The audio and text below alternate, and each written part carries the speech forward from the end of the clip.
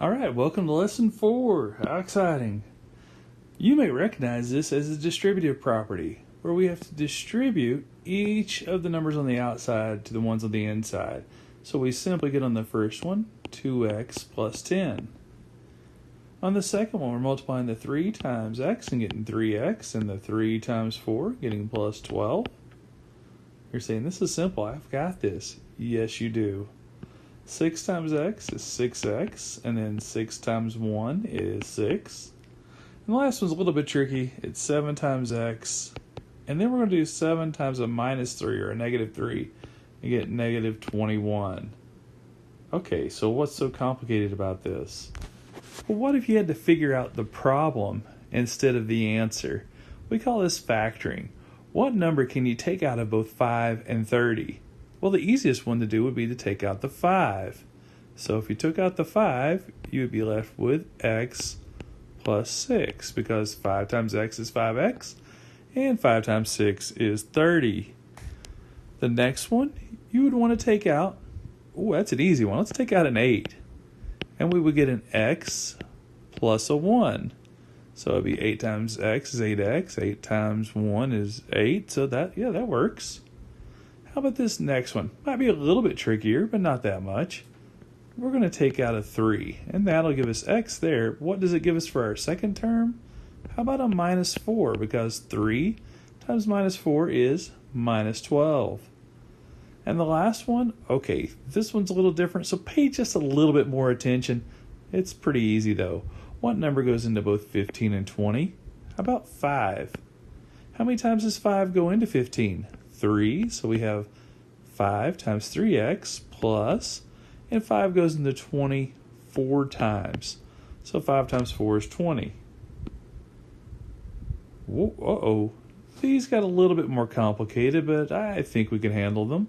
What's the largest number that'll go into 8 and 72, otherwise known as the greatest common factor? 8 will go into both. So then we'll have 8 times 9 is 72, so 9t plus 8 times 1 is 8, and that seems to check out for us. On this next one, I think that's pretty simple. We can take a 3, and we'll get an r plus s. Oh wait, there's no numbers in there. That's okay. Those variables will work for us. And on this last one, when we look at it, how about 11? And then we would have 11 times 5 is 55, plus 11 times 1 will give us the 11. Not too hard, not too bad at all. So what if we had 3 numbers? We have to find a number that'll go into all of them. Well, in this case, it's pretty easy to see that you've got 2x, 12y, and 8. They're all even numbers. So how about 2? 2 goes into 2x, x times. 2 goes into 12y, 6y times. And 2 goes into 8, 4 times. So it's just like the other problems. You just have to make sure that your factor on the outside goes into all of those evenly. Okay, this one looks a little bit messier. We've got 48, 60, and 24. Hopefully you recognize that all of those are multiples of 12. So 12 goes into 48 4 times. That'll be 4j. 12 goes into 60 5 times. Then 12 goes into 24 2 times. So far, pretty easy. Now let's look at these numbers. Are there ways we can use the distributive property to rewrite each of these? Well, when I look at this first one, what do they both have in common? They both have a 3. So I could factor out a 3 and then rewrite it as 3 times 2 plus 5, because that would be 3 times 2 and 3 times 5.